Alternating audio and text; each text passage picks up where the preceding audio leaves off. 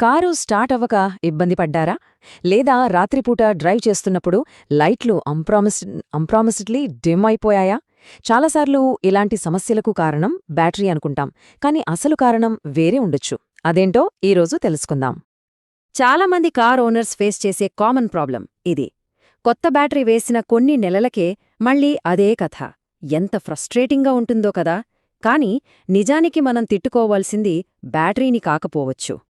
అవును, చాలా సందర్భాల్లో పదే పదే బ్యాటరీ ఫెయిల్ అవుతోందంటే అసలు సమస్య ఆల్టర్నేటర్లో ఉన్నట్టే. ఎందుకంటే అది సరిగ్గా పనిచెయ్యకపోతే బ్యాటరీకి సరిపడా ఛార్జింగ్ అందదు.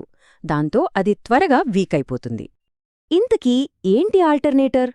దాని పనేంటి?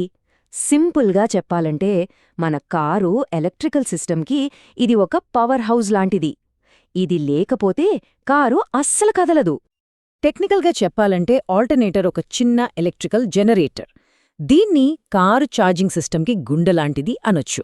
ఇంజిన్ రన్ అవుతున్నప్పుడు ఇది మెకానికల్ ఎనర్జీని ఎలక్ట్రికల్ ఎనర్జీగా మార్చి బ్యాటరీని ఛార్జ్ చేస్తుంది. అంతేకాదు హెడ్లైట్లు, ఏసీ, మ్యూజిక్ సిస్టమ్ ఇలా అన్నింటికీ పవర్ సప్లై చేసేది కూడా ఇదే. ఇది ఎలా పనిచేస్తుందో సింపుల్గా 4 స్టెప్స్లో చూద్దాం. ఫస్ట్, ఇంజిన్ నుంచి వచ్చే బెల్ట్ ఆల్టర్నేటర్ లోపల ఉన్న రోటర్ని ఫాస్ట్గా తిప్పుతుంది. సెకండ్, అలా తిరగడం వల్ల స్టేటర్ అనే పార్ట్లో ఏసీ కరెంట్ జనరేట్ అవుతుంది. థర్డ్, మన కార్ సిస్టమ్ డీసీ కరెంట్తో పనిచేస్తుంది కదా, సో డయోడ్స్ అనేవి ఈ ఏసీని డీసీగా మారుస్తాయి. ఫైనల్గా వోల్టేజ్ రెగ్యులేటర్ ఈ పవర్ని కంట్రోల్లో ఉంచి బ్యాటరీ ఓవర్ఛార్జ్ అవ్వకుండా కాపాడుతుంది. ఓకే, ఈ ఆల్టర్నేటర్ ఇంత ఇంపార్టెంట్ కదా. మరి అది ఫెయిల్ అవ్వబోతుందని మనకు ముందే ఎలా తెలుస్తుంది? లక్కీగా అది మనకు కొన్ని క్లియర్ సిగ్నల్స్ ఇస్తుంది. వాటిని గనక మనం కరెక్ట్ టైంలో పట్టుకోగలిగితే పెద్ద ఖర్చు నుంచి తప్పించుకోవచ్చు. ఇవి కొన్ని కామన్ లక్షణాలు. అన్నింటికన్నా ముఖ్యమైనది డాష్బోర్డ్ మీద బ్యాటరీ వార్నింగ్ లైట్ వెలగడం. దాన్ని అస్సలు ఇగ్నోర్ చేయకూడదు. ఆ తర్వాత హెడ్లైట్లు డిమ్ అవ్వడం, ఏసీ ఫ్యాన్ స్లోగా తిరగడం, లేదా ఇంజిన్ దగ్గర్నుంచి ఏదో కొత్త రకం సౌండ్ రావడం, ఇలాంటివి గమనించగానే అలర్ట్ అవ్వాలి. అసలిదెందుకు ఫెయిల్ అవుతుంది? కొన్నిసార్లు లోపలుండే చిన్న చిన్న పార్ట్స్ అంటే కార్బన్ బ్రష్లు అరిగిపోవచ్చు, లేదా డయోడ్లు దెబ్బతినొచ్చు. కొన్నిసార్లు డ్రైవ్ బెల్ట్ లూజ్ అయినా, నీళ్లు లోపలికి వెళ్ళినా కూడా ఇది పాడయ్యే ఛాన్స్ ఉంది. సరే, ఇక అసలు మ్యాటర్కి వద్దాం. మెకానిక్ దగ్గరికి పరుగెత్తే ముందు మన ఇంట్లోనే కేవలం ఒక 5 నిమిషాల్లో ఒక సింపుల్ చెకప్ ఎలా చెయ్యాలో ఇప్పుడు చూద్దాం. దీనికి పెద్దగా టూల్స్ కూడా అవసరం లేదు. ఈ చెకప్లో మనం 5 సింపుల్ స్టెప్స్ ఫాలో అవుతాం. ఫస్ట్, వార్నింగ్ లైట్ని గమనిస్తాం. తర్వాత డ్రైవ్ బెల్ట్ని చూస్తాం. ఆ తర్వాత ఒక మల్టీమీటర్తో బ్యాటరీ ఇంకా ఛార్జింగ్ వోల్టేజ్ని టెస్ట్ చేస్తాం. స్టెప్ బై స్టెప్ చూద్దాం. మొదటిది చాలా ఈజీ. కారు కీని ఆన్ పొజిషన్లో పెట్టండి, కానీ ఇంజిన్ స్టార్ట్ చెయ్యొద్దు. ఇప్పుడు డాష్బోర్డ్ మీద బ్యాటరీ లైట్ వెలగాలి. అలా వెలిగితే ఓకే. ఒకవేళ వెలగలేదంటే బల్బ్ ఫ్యూజ్ అయి ఉండొచ్చు. ఇప్పుడు ఇంజిన్ స్టార్ట్ చేయండి. ఆ లైట్ వెంటనే ఆగిపోవాలి. అలా ఆగిపోకుండా ఇంకా వెలుగుతూనే ఉందంటే అక్కడే ప్రాబ్లమున్నట్టు. రెండో step, drive belt inspection. Bonnet open చేసి చూస్తే ఆల్టర్నేటర్కి ఒక బెల్ట్ ఉంటుంది. దాన్ని జాగ్రత్తగా చూడండి. ఏమైనా కట్సున్నాయా, క్రాక్స్ వచ్చాయా, లేదా బాగా లూజ్గా ఉందా? ఎందుకంటే బెల్ట్ లూజ్గా ఉన్నా ఆల్టర్నేటర్ సరిగ్గా తిరగదు, ఛార్జింగ్ ప్రాబ్లం వస్తుంది. మూడో స్టెప్కి ఒక మల్టీమీటర్ కావాలి.